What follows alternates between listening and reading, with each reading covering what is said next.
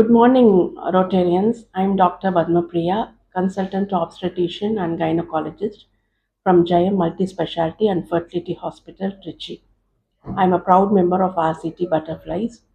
நம்ம ஹாஸ்பிட்டலில் என்ன ஃபெசிலிட்டிஸ் இருக்குன்னா, as far as women care is concerned, from menarche to menopause, we take care of women because women are the pillars of the family.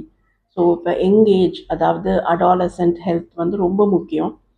ஒரு girl வந்து puberty attain பண்ணோட்டு அவங்களுக்குரிய test, vaccines, அவங்களுடைய care, அவங்களுக்குரிய சின்ன சின்ன complaints, இது எல்லாமே ரொம்ப முக்கியமாக we need to tackle. அதே மாதிரி அடுத்த ஸ்டெப் பார்த்திங்கன்னா reproductive age group.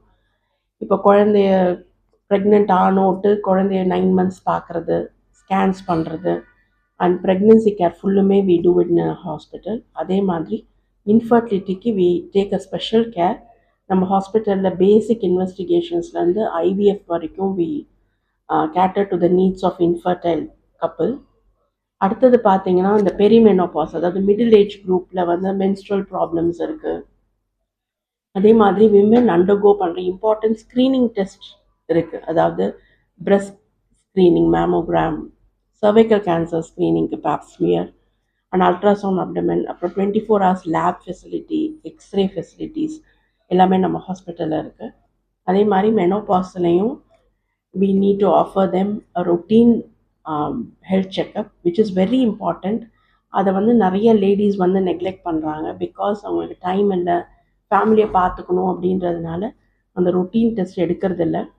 It hardly takes 1 day of dedicated care for women, which will protect your family for lifelong.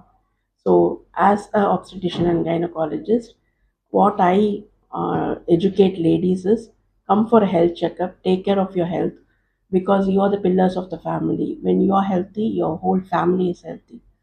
So thank you, and I'm proud to be a Rotary member to give service to women as a part of education. Thank you.